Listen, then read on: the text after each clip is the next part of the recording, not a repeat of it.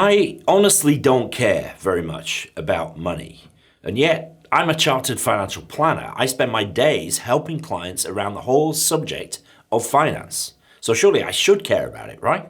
Hi, and welcome back to the channel. My name is Pete Matthew, and for 27 years, I've been helping people organize their finances so that they can live great lives. Now, when people first come to me, they usually present with a financial query or problem. So they might say, I've inherited some money and I need to invest it. Or I've got all these pensions from old jobs and I don't know what to do about them. Or I'm having my first child and I want to take out some insurance. Now, these are all good reasons, good questions about which to see a financial advisor. But when I first speak to a prospective client, I actually rarely ask them about their money, even if that's what they want to talk about. Look, we know money is important, right? We need it to pay our bills, feed and clothe ourselves and our families, keep a roof over our head, travel around, have fun. All the good things in life come at a cost. But here's the thing, it's the good things that are important. Money is just a tool to get them. And so to win with money, we first need to understand what it is that is most important to us. The saying goes that nobody wants to buy a 1/4-inch drill. What they want is a 1/4-inch hole in their wall. The drill is just a means to an end, that's all. And likewise, money is just a means to an end. We need to understand it only because it enables our needs and our wants. So to understand what is important to us, what it is that our money should be helping us achieve, I have 3 questions for you.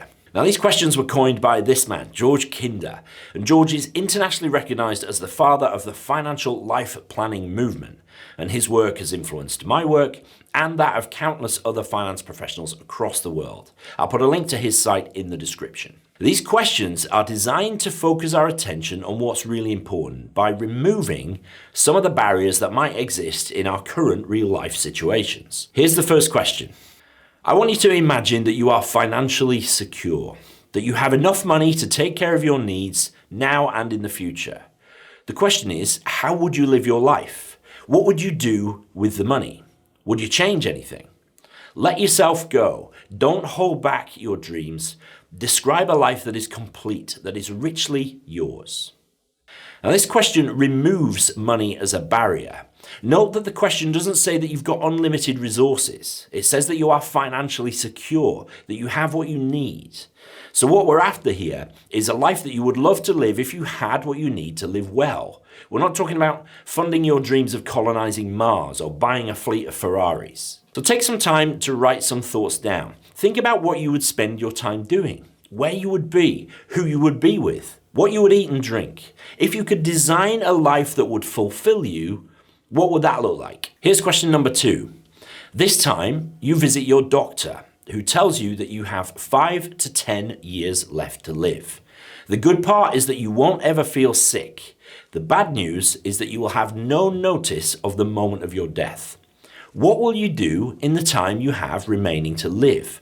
Will you change your life, and how will you do it? Now, this question assumes your current financial situation, so now we're limiting both money and time. The great thing, though, is that you still have a decent amount of time, between 5 and 10 years, so you can think about how you might change your life now, not one day.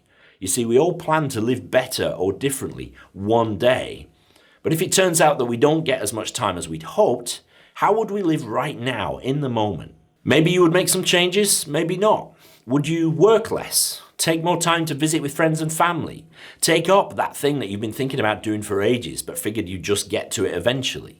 If this is making you think, please do like this video and subscribe to the channel if you're not already. There is tons of videos here, not just about thinking, but about taking action when it comes to your personal finances. And if you know somebody who would benefit from hundreds of videos helping them to improve their financial situation, please share the video and the channel. Let's help as many people as possible get this stuff right. Thank you. Okay, final question. This time, your doctor shocks you with the news that you have only 1 day left to live. Notice what feelings arise as you confront your very real mortality. Ask yourself, what dreams will be left unfulfilled? What do I wish I had finished or had been? What do I wish I had done? Did I miss anything? There's a brilliant book called The Top 5 Regrets of the Dying by Bronnie Ware. And in summary, those regrets are: I wish I'd had the courage to live a life that's true to myself, not the life that others expected of me. I wish I hadn't worked so hard. I wish I'd had the courage to express my feelings. I wish I'd stayed in touch with my friends. I wish I had let myself be happier. That's a tough one. That last one is a kicker. But do any of those resonate? We get one shot at life. Surely we want to be as happy as we can be, however we define happiness. And we have no idea how long or short life is going to be. So today is the most important day of our lives. These 3 questions should highlight what's really important to you. If you're in a long-term relationship, I suggest that you do the exercise separately, but come together to discuss your answers. One thing I am certain about, though, amassing more money isn't going to be anywhere on the list of things that come out of answering these questions. But we know money can be a limiting factor. We worry about it, and that robs us of the joy of living. We might not have enough of it, so we can't live like we would like to. We think it's really complicated, so we bury our heads in the sand while the nagging feeling that we really should be dealing with it continues to grow. So we need to grab our personal finances and wrestle them into shape so that we can then relegate them down to what they should be, which is just a supporting role. And I'm going to teach you how to do that in the coming weeks and months. Remember, money is only a means to an end. It's never an end in itself. Let that thought stay with you as you go about your day today.